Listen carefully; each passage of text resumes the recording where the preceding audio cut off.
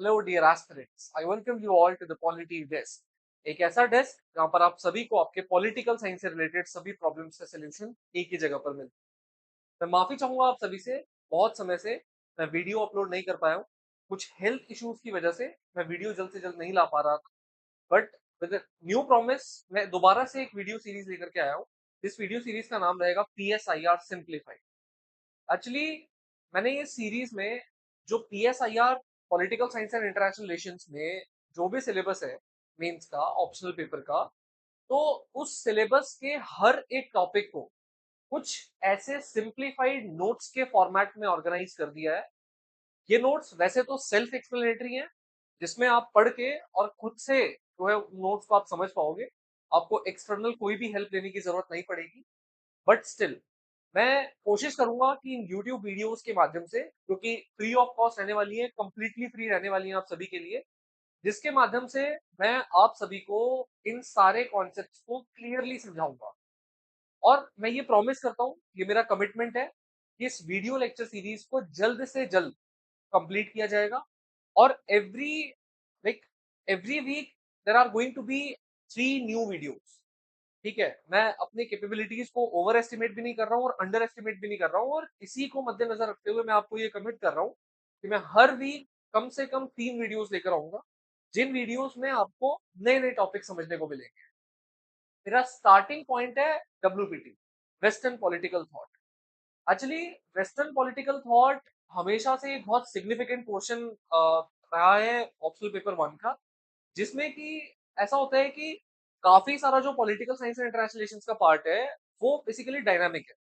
कई बार तो कई साल ऐसे भी पेपर्स आए हैं जिन पेपर्स को आपने अगर इंटरनेशनल रिलेशंस के लिए केवल अगर द हिंदू या इंडियन एक्सप्रेस या कोई भी पेपर अगर आपने फॉलो किया होता रिगरसली, तो भी आप उन क्वेश्चंस को सॉल्व कर पाते। लेकिन क्या होता है कि कुछ ऐसा पोर्शन होता है जो पोर्शन हमेशा से पूछा जा रहा है, और जिस पोर्शन से कुछ ही कन्वेंशनल क्वेश्चंस आते हैं। कुछ क्वेश्चंस आते हैं एवोल्यूशन पे, ठीक है, और कुछ क्वेश्चंस आते हैं फिलोसोफर्स के आइडियाज पे। तो मेजर हमारा इस लेक्चर सीरीज में ये रहेगा पॉइंट ऑफ व्यू कि हम जो फिलोसोफर्स रहे हैं since the time of Plato, Socrates till Karl Marx, इन फिलोसोफर्स के आइडियाज को समझने की कोशिश करेंगे, रादर देन कि हम केवल और केवल कुछ जो प्रीवियस ईयर क्वेश्चंस आए हैं केवल उन्हीं को देखें। वो भी देखेंगे ऑब्वियसली, बट मेजर हमारा फोकस रहेगा कि हम उन फिलोसोफर्स के आइडियाज को समझें। होता क्या है कि जब हम उनके आइडियाज को समझते हैं तो उनके आइडियाज से कोई भी क्वेश्चन आ जाए हम उसको बड़े बड़े आसानी तरीके से जो है हम उसको अटेम्प्ट कर पाएंगे। लेकिन क्या होता है कि अगर हम केवल प्रीवियस ईयर क्वेश्चंस पे रिलाई कर रहे हैं, तो उससे जो क्वेश्चंस पिछले टाइम में पूछे जा चुके हैं जिनकी कोई प्रोबेबिलिटी नहीं है दोबारा से आने की, तो वो क्वेश्चंस हम बार बार करते रहे जिससे हमें समझ में ना आए, तो हम वो पैटर्न नहीं फॉलो करेंगे। ठीक है, हम हर एक फिलोसोफर को उठाएंगे और उसको प्रॉपर तरीके से समझने की कोशिश करेंगे। अच्छा, ये स्टार्टिंग पॉइंट है।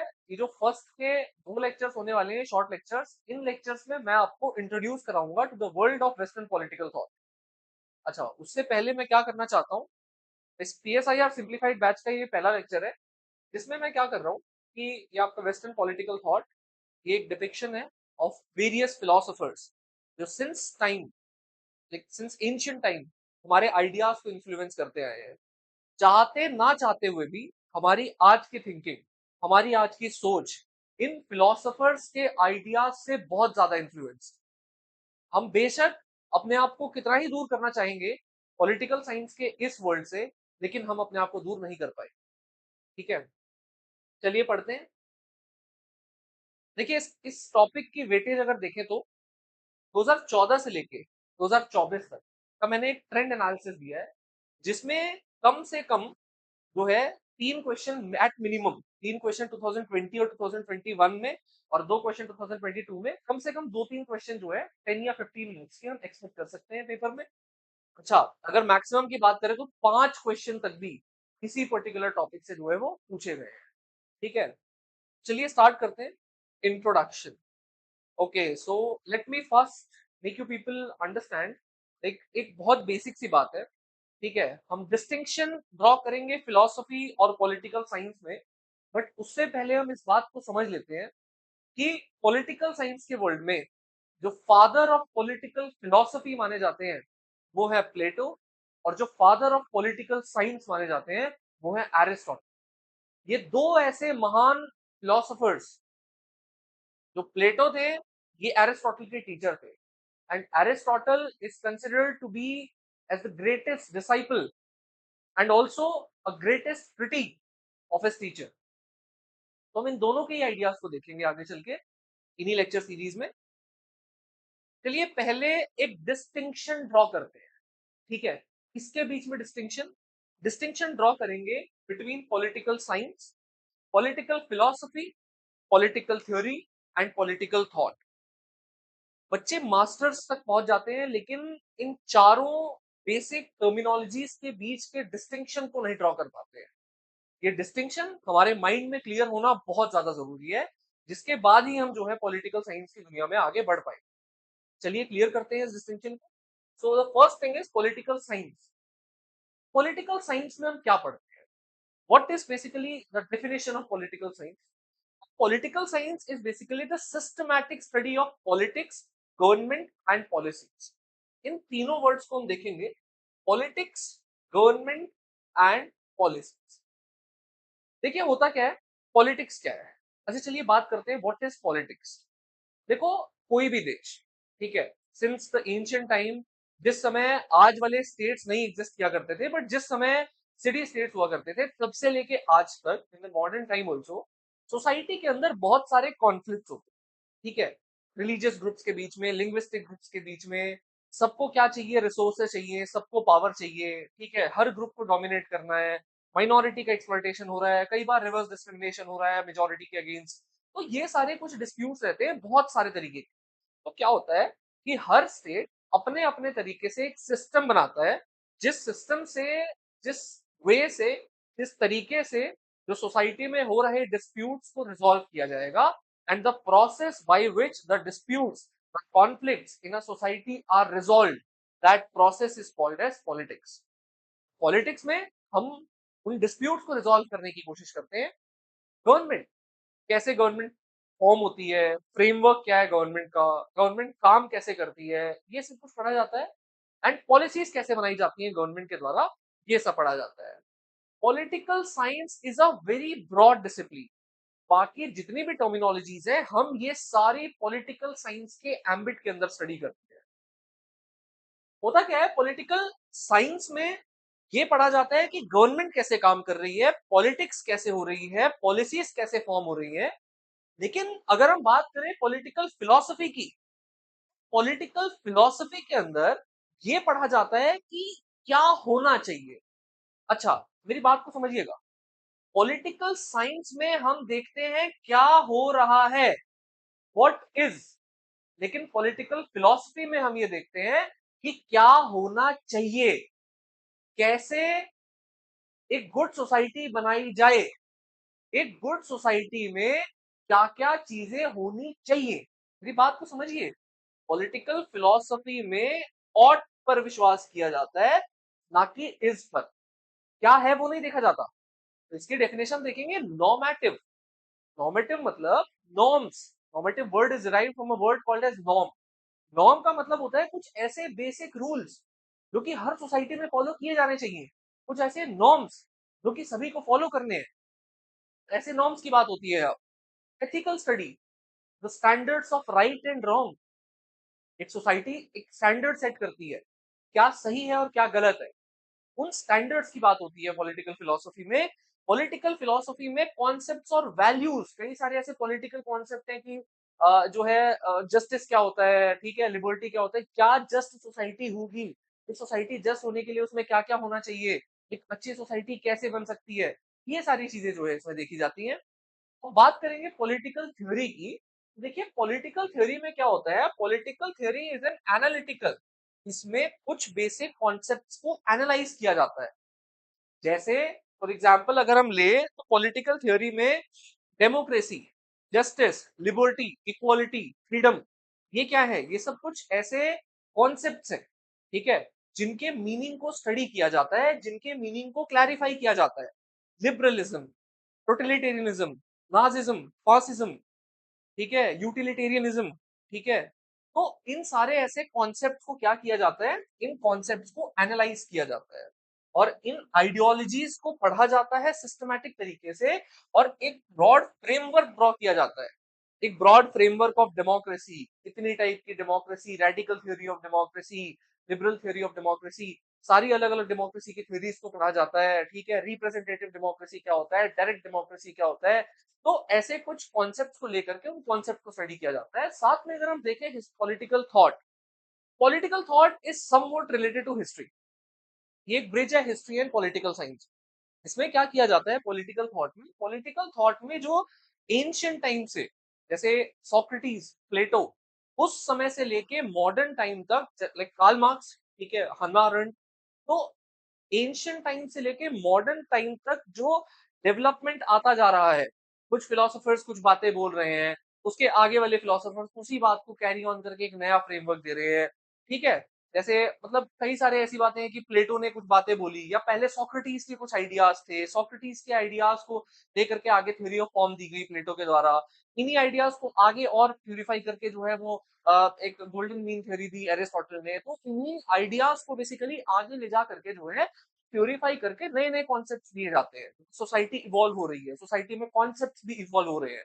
तो it is basically political thought में, जो हम वेस्टर्न पॉलिटिकल थॉट पढ़ेंगे, तो पॉलिटिकल थॉट में जो हिस्ट्री से चलते आ रहे हैं new ideas, it is historical study of कई सारे पॉलिटिकल आइडियाज, थिंकर्स, मूवमेंट्स, इन सभी चीजों की एक हिस्टोरिकल स्टडी है जो उस समय से लेके आगे तक जो आइडियाज मूव करते जा रहे हैं।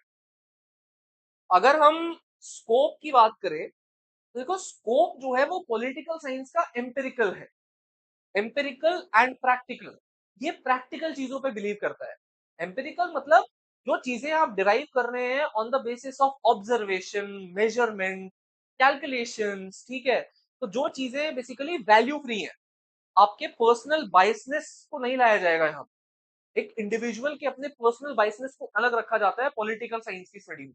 इसमें क्या हो रहा है गवर्नमेंट में, कैसे पॉलिसीज फॉर्म हो रही हैं, इन सभी बातों पे ध्यान दिया जाता है। अगर हम बात करें पॉलिटिकल फिलोसफी की, तो ये तो कंप्लीटली एथिकल है।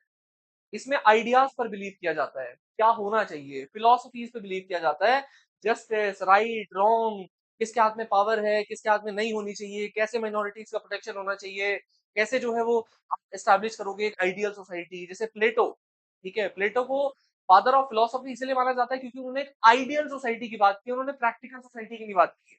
एक ऐसी सोसाइटी की बात की है जो हो सकता है कि कभी भी जो है ऑन ग्राउंड रियलाइज ना की जा सके, क्योंकि सही भी बात है, आज तक प्लेटो की जो आइडियल सोसाइटी है वो इन प्रैक्टिस कभी आ नहीं पाई है, लेकिन उन्होंने एक आइडियल सोसाइटी की बात की है। ठीक है, अगर हम बात करें पॉलिटिकल थ्योरी की, तो पॉलिटिकल थ्योरी में कॉन्सेप्चुअल फ्रेमवर्क है। इसमें एक कॉन्सेप्ट का एक फ्रेमवर्क ड्रॉ किया जाता है, जिस फ्रेमवर्क को हमें पेश किया जाता है कि भाई this is a model of representative democracy. यहाँ पे पूरे देश को इलेक्टोरल कॉन्स्टिट्यूएंसीज में डिवाइड किया जाएगा और हर एक इलेक्टोरल कॉन्स्टिट्यूएंसी से अपने एक रिप्रेजेंटेटिव भेजे जाएंगे लॉ मेकिंग बॉडी में। जो रिप्रेजेंटेटिव जो है आपको रिप्रेजेंट करेंगे, अपनी कॉन्स्टिट्यूएंसी को रिप्रेजेंट करेंगे। ये क्या है, ये एक फ्रेमवर्क है ऑफ रिप्रेजेंटेटिव डेमोक्रेसी। ये आपको कहाँ पेश किया जाता है, पॉलिटिकल थ्योरी। अगर हम बात करें पॉलिटिकल थॉट की, तो पॉलिटिकल थॉट में हम ये देखते हैं कि कैसे आइडियाज इवॉल्व हो रहे हैं। ठीक है, कैसे जो बेसिकली कैसे हम बात करें अगर मैकियावेली ने, तो मैकियावेली ने कैसे सेक्युलरिज्म का आइडिया फर्स्ट टाइम दिया था। ठीक है, उन्होंने कैसे जो रिलीजन और स्टेट दोनों को डीहाइफनाइज किया, अलग किया एकदम। ठीक है, उन्होंने एक ऐसी सोसाइटी स्टैब्लिश की जहां पर पहले जो वेस्टर्न सोसाइटी में चर्च का बहुत ज्यादा बड़ा रोल था, तो उन्होंने कैसे चर्च के रोल को कंप्लीटली सेपरेट किया from the functioning of the state. ठीक है, तो उसी से फिर आगे चल के जो अलग अलग फॉर्म्स ऑफ सेक्युलरिज्म है, ठीक है, फ्रेंच सेक्युलरिज्म है, इंडियन सेक्युलरिज्म है, अमेरिकन सेक्युलरिज्म है, तो वो सारे सेक्युलरिज्म के आइडियाज इवॉल्व हुए। ठीक है, अगर हम बात करें फिर नेचर की, तो नेचर में आप देखेंगे इसमें पॉलिटिकल साइंस में क्या है, किसी भी चीज को डिस्क्राइब किया जाता है, इसका डिस्क्रिप्शन दिया जाता है। ठीक है, एनालाइज किया जाता है चीजों को कि क्या पॉलिसीज बन रही हैं, कैसे बननी चाहिए, क्या होना चाहिए। ठीक है, एनालिटिकल है। बात करें फिलोसफी की, तो दैट इज नॉर्मेटिव। इसमें नॉर्म्स की बात होती है, जनरल रूल्स की बात होती है कि सोसाइटी को किन रूल्स को फॉलो करना चाहिए, सोसाइटी को किन बातों को मानना चाहिए, सोसाइटी को किन जनरल बिहेवियर को जो है अडॉप्ट करना चाहिए। इट इज प्रिस्क्रिप्टिव, आपको कहते हैं इसमें कि भाई आप ऐसा करो, वैसा करो, इट प्रिस्क्राइब्स यू समथिंग। ठीक है, बात करें अगर पॉलिटिकल थ्योरी की, तो this is also analytical and interpretive. ठीक है, अच्छा ये इंटरप्रेटिव वर्ड को हम आगे जब क्लासिक्स की बात करेंगे, जब इसी लेक्चर के नेक्स्ट लेक्चर में जब हम बात करेंगे कि क्लासिक्स को कैसे पढ़ा जाता है, क्लासेस की स्टडी कैसे होती है, तो तब हम देखेंगे कि what is basically interpretive. Interpretive में क्या है कि जैसे आपको अगर एक बात लिख के दे दी, आप उसको पढ़ रहे हो या फिर आपके साथ में कोई आपके फ्रेंड या आपके फैमिली मेंबर्स उसको पढ़ रहे हैं, दोनों का लेवल ऑफ अंडरस्टैंडिंग एक टेक्स्ट अलग होगा। हर एक टेक्स्ट के अलग अलग मतलब होते हैं। ठीक है, लोगों के हिसाब से बेसिकली लोगों का अपना परसेप्शन है। वो पॉलिटिकल थ्योरी में एक टेक्स्ट को इंटरप्रेट किया जाता है, उसके अलग अलग मीनिंग्स को इंटरप्रेट किया जाता है, उनको फिर एनालाइज किया जाता है। अगर बात करें पॉलिटिकल थॉट की, तो दैट इज हिस्टोरिकल। ठीक है, इसमें कॉन्टेक्स्ट दिया जाता है, इट इज कॉन्टेक्चुअल। ठीक है, क्योंकि कॉन्टेक्चुअल इन द सेंस कैसे, कि भाई जैसे अगर हम बात करें तो प्लेटो, तो प्लेटो को आप एज अ केवल प्लेटो के आइडिया को मत समझो, आप प्लेटो के आसपास घूम रहे कॉन्टेक्स्ट को समझो। उसके आसपास की सोसाइटी, उसके आसपास उस समय क्या चल रहा था, समय, वो समय क्या था, उस समय क्या हुआ ऐसा कि प्लेटो ने वो आइडिया दिया। पेलोपोनेशियन वॉर क्या थी, पेलोपोनेशियन वॉर में ऐसा क्या हुआ, स्पार्टा एथेंस की वॉर में कौन हारा कौन जीता, किसमें क्या सिस्टम था, आप सारे कॉन्टेक्स्ट को पढ़ो। So this political thought is contextual. इसके पहले आप आइडिया को पढ़ने से पहले कॉन्टेक्स्ट को पढ़ते हो। ये ग्लोरियस रेवोल्यूशन हुई तब जो है वो आइडिया आया, anti monarchical ideas, liberal ideas. ठीक है, तो glorious revolution was the reason behind liberal ideas. ठीक है, तो ये हमें पढ़ने की जरूरत है, कॉन्टेक्स्ट को हम पढ़ते हैं। बात अगर करें हम पॉलिटिकल साइंस में, फोकस है political institutions, behaviour, election, voting, policies. ठीक है, रूल्स रेगुलेशंस, ये सब। लेकिन यहाँ अगर हम बात करें पॉलिटिकल फिलोसफी में, तो पॉलिटिकल फिलोसफी में जस्टिस की बात होती है, पॉलिटिकल फिलोसफी में लिबर्टी। ठीक है, लिबर्टी क्या है, डेमोक्रेसी क्या है, आइडियल गवर्नेंस कैसी हो सकती है, एक सही गवर्नेंस कैसी हो सकती है, आइडियल फॉर्म ऑफ गवर्नमेंट कैसी हो सकती है। बट यही अगर हम बात करें इसमें आपका पॉलिटिकल थ्योरी में, तो पॉलिटिकल थ्योरी के अंदर बेसिकली हम आइडियोलॉजीज को एक्सप्लोर करते हैं, लिबरलिज्म, सोशलिज्म, कंजर्वेटिज्म। और बेसिकली हम पॉलिटिकल थॉट की अगर हम बात करें, तो पॉलिटिकल थॉट में Plato, Aristotle, Machiavelli, John Locke, Rousseau, Hobbes, Mill. ठीक है, बहुत सारे स्कॉलर्स हैं, हन्ना अरेंड, कार्ल मार्क्स, ग्रामसी, बहुत सारे स्कॉलर्स हैं जिन स्कॉलर्स को हम जो है स्टडी करते हैं। अगर हम बात करें मेथोडोलॉजिकल, मैंने आपको ऑलरेडी बताया कि भाई पॉलिटिकल साइंस में ऑब्जर्वेशन, ठीक है, डेटा कलेक्शन, इन सभी चीजों पे फोकस किया जाता है। वहां जो आप ऑब्जर्व कर रहे हो, मेजर कर रहे हो, एक्सपेरिमेंट जो आप कंडक्ट कर रहे हो, उनके बेसिस पे जो आपको डेटा मिल रहा है आप उसको पढ़ोगे। ठीक है, क्या हुआ, गवर्नमेंट कैसे काम कर रही है, कैसे कॉन्फ्लिक्ट रिजॉल्व कर रही है। बट इसमें लॉजिकल रीजनिंग, आप सोचो, अपने लॉजिक से सोचो। ठीक है, भाई कैसे आप अपने लॉजिक से निकाल सकते हो एक राइट वे क्या है, रॉन्ग वे क्या है। भाई आपको ये बताने की जरूरत तो नहीं पड़ती है ना कई बार कि आप खुद गलत कर रहे हो कि सही कर रहे हो, आपको खुद में भी पता होता है कि आपका एक्शन सही था या गलत था। वो कैसे पता है आपको, आपको लॉजिक से पता है, आपको रीजनिंग अपने माइंड के थ्रू पता है। इसमें मेजर जो बातें हैं वो फिलोसफिकल डिबेट्स है सारी, अपने रीजन के हेल्प से जो हम डिबेट्स करते हैं खुद में भी दूसरों के साथ भी, तो वो सब है इसमें। ठीक है, हम dialectics is a part of political philosophy only पढ़ेंगे उसमें। ठीक है, अच्छा, फिर पॉलिटिकल अगर थ्योरी की बात करें, तो इसमें जो है टेक्स्ट को इंटरप्रेट किया जाता है, मैंने बताया आपको। इसमें जो है कंपैरेटिव एनालिसिस होता है। ठीक है, जैसे एरिस्टोटल ने 158 कॉन्स्टिट्यूशंस का कंपैरिजन किया था। ठीक है, तो now that became that the theory that was given by Aristotle became a part of political theory. ठीक है, और अगर हम एरिस्टोटल के आइडियाज को पढ़ेंगे, तो वो हम पॉलिटिकल थॉट में पढ़ेंगे। ठीक है, वो पॉलिटिकल थॉट में क्यों पढ़ेंगे, क्योंकि हम उसमें जो फिर एरिस्टोटल ने क्या आइडिया दिया, उन्होंने डेमोक्रेसी, पॉलिटी, उसके बारे में सब क्या बोला। ठीक है, फिर हम वो पढ़ेंगे इसमें। तो इट इज टेक्सचुअल स्टडी। हम उस समय जो फिलोसोफर टेक्स्ट देते हैं कई, जैसे क्लासिक्स जिनको बोलते हैं, हम उनको पढ़ते हैं इसमें। ठीक है, कुछ की थिंकर्स इन्वॉल्व हैं, तो जैसे एरिस्टोटल, पॉलिटिकल साइंस में Aristotle, Machiavelli, Montesquieu, max weber. ठीक है, फिर अगर हम बात करें तो फिलोसफी में तो प्लेटो, एरिस्टोटल, रूसो, रॉल्स।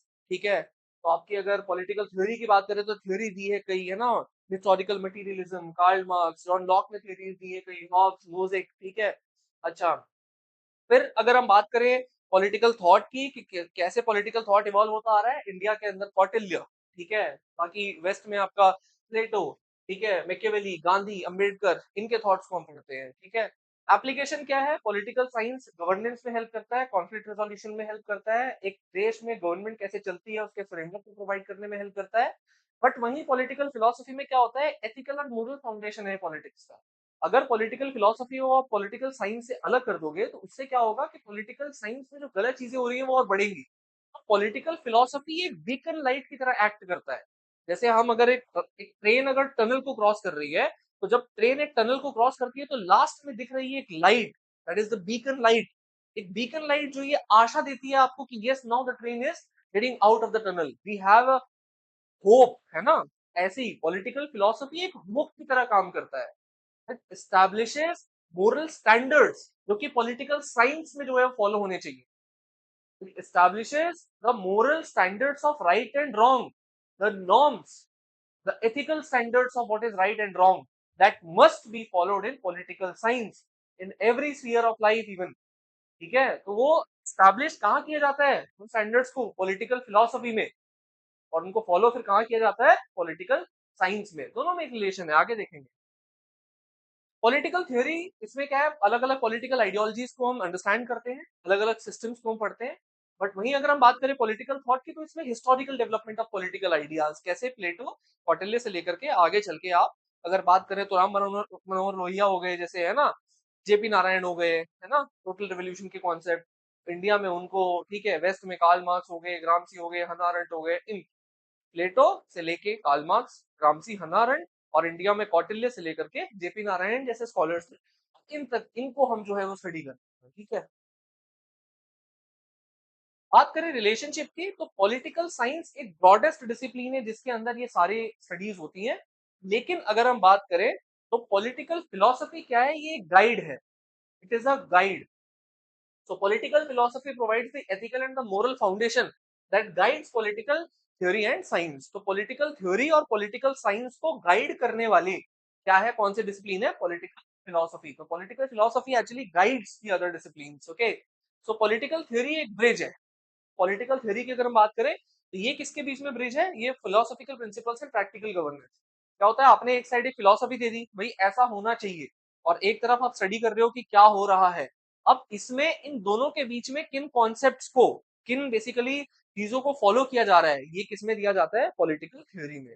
तो पॉलिटिकल थ्योरी एक साइड एनालाइज करती है पॉलिटिकल फिलोसफीज को, एक साइड जो है पॉलिटिकल साइंस को, और it acts as a bridge between both of. Okay, political thought हमें हिस्टोरिकल पर्सपेक्टिव ऑफर करते हैं। ठीक है, हमें दिखाते हैं कि कैसे जो पॉलिटिकल आइडियाज है वो सिंस एंशियंट टाइम इवॉल्व होते हुए मॉडर्न टाइम तक पहुंचे हैं। ठीक है, अब बात करें अगर पॉलिटिकल थॉट की, व्हाट इज पॉलिटिकल थॉट? तो देखो, political thought basically emerge when people became aware about the possibility of an alternative political system. क्या होता है कि किसी भी समय में, जैसे प्लेटो की अगर हम बात करें तो पेलोपोनेसियन वॉर हुई, उन्हें उस वॉर में हार का सामना करना पड़ा, नॉट प्लेटो को नहीं बट उनके मदरलैंड, ठीक है, जो एक बहुत पेट्रियट थे वो। तब उन्हें समझ में आया कि भाई सिस्टम में दिक्कत है। ठीक है, हमारे यहाँ के सिस्टम में प्रॉब्लम है, एक दूसरे तरीके का सिस्टम स्टैब्लिश किया जा सकता है। तो उन्होंने अपने जो वर्क है उसमें एक आइडियल सिस्टम, जो उन्हें लगा कि एक ऑल्टरनेटिव सिस्टम हम स्टैब्लिश कर सकते हैं, उसको डिस्क्राइब किया है। So that means political thought कब आते हैं? पॉलिटिकल थॉट तब आते हैं जब आप अवेयर हो जाओगे, जब आपको समझ में आ जाएगा कि अभी का सिस्टम सही नहीं है, इसका एक ऑल्टरनेटिव सिस्टम लाया जा सकता है जो कि इससे बेटर सिस्टम होगा।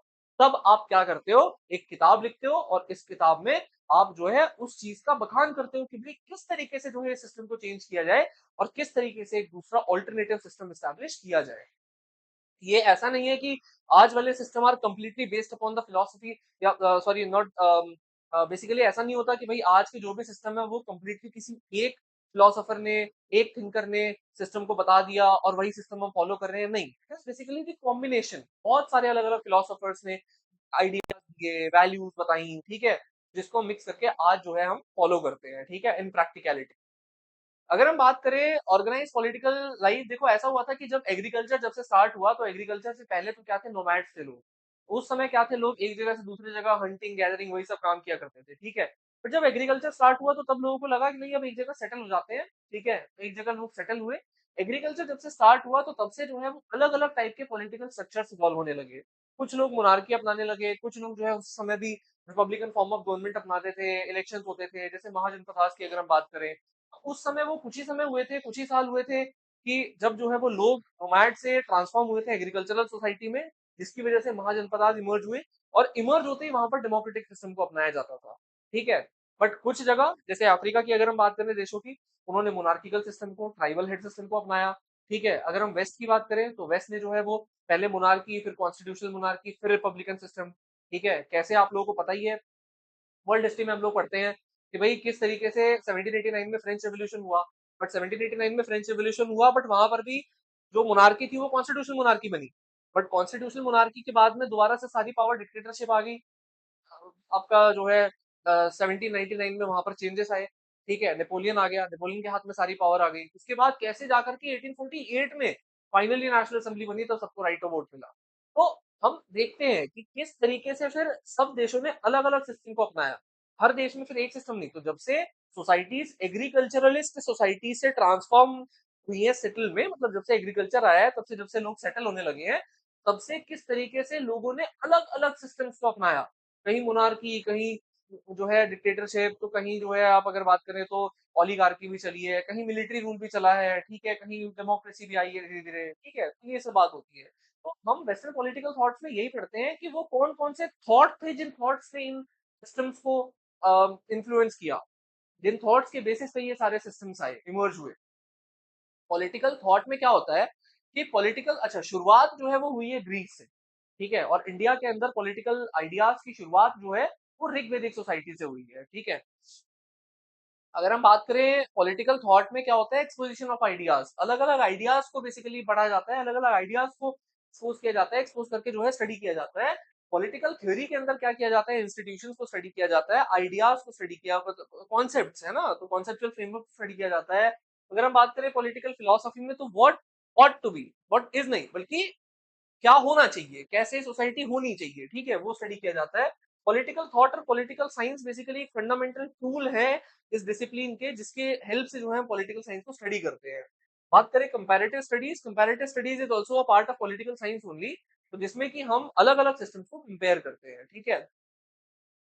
अच्छा, तो अब देखो पॉलिटिकल थॉट क्या है। पॉलिटिकल थॉट फिलोसोफर्स के वो ideas on politics, state, government. Philosophers ने पॉलिटिक्स, स्टेट, गवर्नमेंट पे क्या क्या बातें बोली, उनके क्या क्या आइडियाज थे। ठीक है। हिस्टोरिकल है, हम हिस्ट्री से लेकर के अब तक जो है जितने भी सारे आइडियाज थे उनको हम स्टडी करते हैं। ठीक है। इसमें हर एक फिलोसोफर के आइडिया को नहीं स्टडी किया जाता है। ऐसे फिलोसोफर के आइडिया जो उस समय दिए गए थे बट आज भी रिलेवेंट है।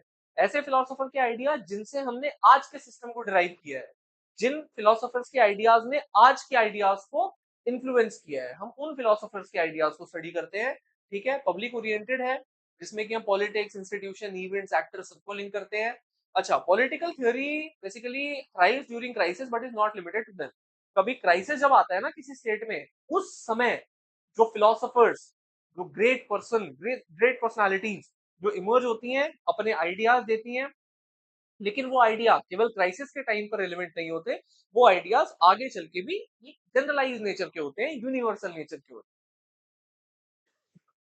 कैरेक्टरिस्टिक क्या है पॉलिटिकल थॉट की, ये ट्रेडिशन स्टैब्लिश करता है। ट्रेडिशन एज इन ये कंटिन्यूटी है। प्लेटो से लेके कार्ल मार्क्स, कहीं ना कहीं कुछ ना कुछ कंटिन्यूटी डेफिनेटली। ठीक है। डायनामिक है, अलग अलग बहुत सारे, एवर चेंजिंग, हमेशा चेंज होते रहते हैं ये सब आइडिया। ठीक है। कई बार पिछले वालों को डिस्कार्ड किया जाता है, जैसे हमने डिस्कार्ड किया सती प्रथा को, पॉलीथीज्म को, और डिस्कार्ड करके हम आगे बढ़े हैं। ठीक है। उसी तरीके से नॉर्मेटिव और वैल्यू बेस्ड है। इसमें कुछ जनरल नॉर्म्स की भी बात की जाती है, क्या होना चाहिए क्या नहीं होना चाहिए, वो सभी कुछ बातें की जाती है। ठीक है। अच्छा, वेस्टर्न और इंडियन में क्या डिफरेंस है। वेस्टर्न पॉलिटिकल थॉट में ज्यादा जो एम्फेसाइज है वो है लिबर्टी, डेमोक्रेसी और इक्वालिटी पे। बट इंडियन पॉलिटिकल थॉट क्या करता है, एथिकल, क्या होना चाहिए, स्पिरिचुअल, कल्चरल। ठीक है। कैसे कोऑपरेटिव तरीके से रहना चाहिए, क्या होना चाहिए, है ना, उन सभी चीजों पे बात करता है। ठीक है। फोकस एरिया क्या है पॉलिटिकल थॉट का, स्टेट सेंटर्ड स्टडी है। स्टेट में क्या हो रहा है क्या नहीं हो रहा, उन चीजों को स्टडी किया जाता है। इकोनॉमिक इन्फ्लुएंस भी है इसमें, अर्थशास्त्र बेस्ट एग्जांपल। ठीक है। किस तरीके से इकोनॉमिक इंस्टीट्यूशंस, किस तरीके से जो है वो चलने चाहिए, पॉलिटिकल इंस्टीट्यूशंस चलने चाहिए। ठीक है। एथिकल कंसिडरेशंस की भी बात की जाती है इसमें, क्या होना चाहिए, क्या एम होता है स्टेट का, किस तरीके से स्टेट को वैल्यूज स्टैब्लिश करनी चाहिए, उन सभी चीजों की भी बात की जाती है।